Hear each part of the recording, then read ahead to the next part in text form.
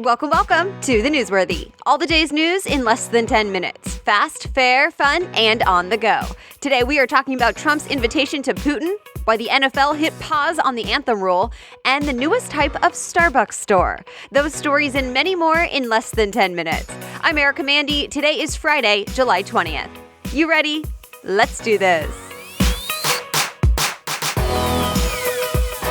President Trump has invited the Russian President Vladimir Putin to Washington, D.C., and the invitation came as a bit of a surprise to at least one top U.S. official. The Director of National Intelligence, Daniel Coats, was on stage being interviewed when the news broke, and his reaction got some laughs. He jokingly said, "Okay, that's going to be special." The AP reports a White House visit could give Putin more legitimacy since he's typically more isolated. Russia, of course, has taken some not-so-popular action dealing with Ukraine, Syria, and more, including U.S. election interference. But the White House says this is to continue ongoing working dialogue. The invitation was for this fall. As of early this morning, though, no RSVP from Russia just yet. And just before all that happened, lawmakers made it clear they are not on board with one of Putin's suggestions earlier this week.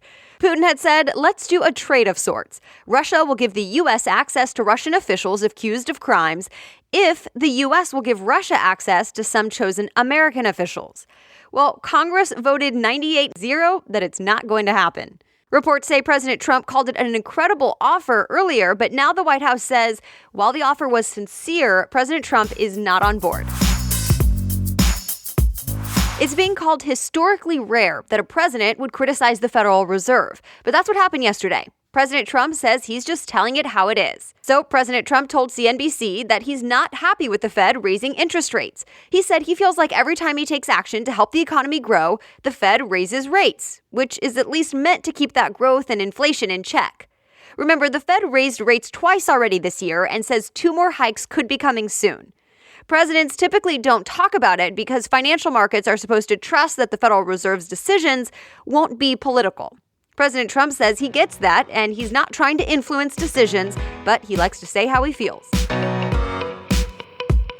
Today will be the second day of hearings about whether or not there should be higher tariffs on imported cars and parts from the EU. President Trump has proposed tariffs to be as high as 25%. Auto industry leaders are not thrilled with the idea and made that known on day one of hearings yesterday. Forbes cites industry research that found car prices could go up as much as $7,000 a car and lead to hundreds of thousands of U.S. job losses. That's if the proposed tariffs go into effect. Reuters says groups representing nearly all the major automakers were there at the hearing yesterday to say, don't do it. The Trump administration argues the tariffs are at least in part a negotiating tool, and the administration says some imports are a national security threat. TBD if those tariffs will actually go into effect. It's another win for the marijuana industry. Market Watch reports a Canadian medical marijuana company just became the first cannabis company to go public on a major U.S. stock market. Tilray made its debut on the NASDAQ this week. The CEO has big plans, saying the industry is only going to grow. And he says this is one more piece of validation for the industry. Others say it's high risk and volatile for investors. Of course, marijuana is still illegal in the U.S., at least according to federal law.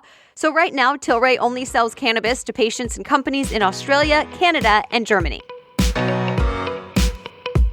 The Newsworthy episodes this week have been brought to you by John Lee Dumas and his new free training, 3 Hours to Your Big Idea.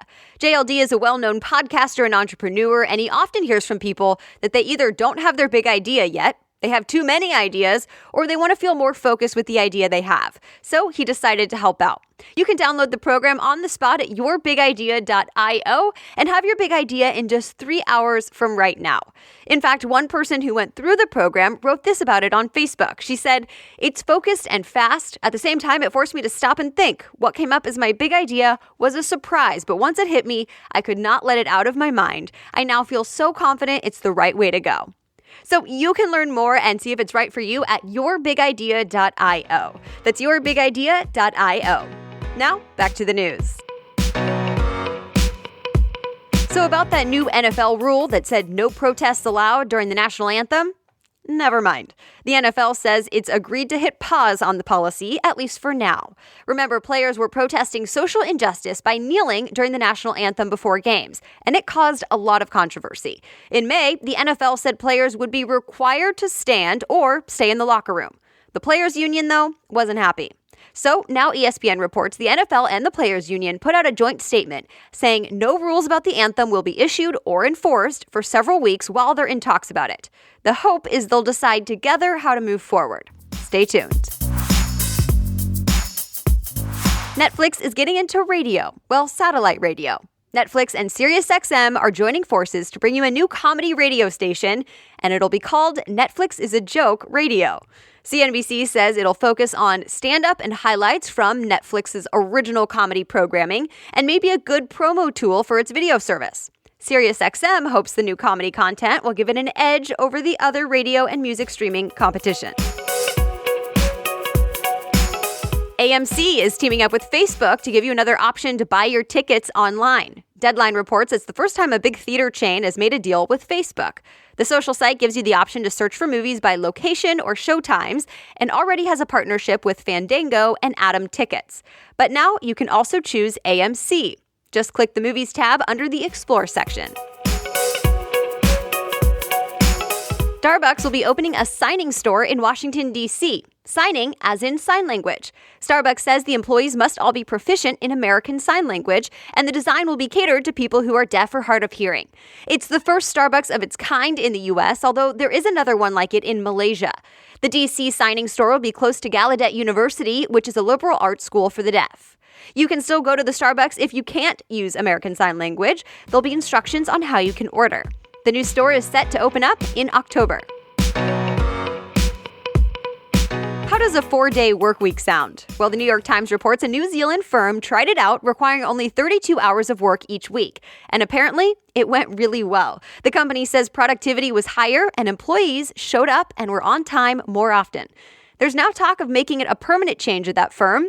You should probably share this episode with your boss.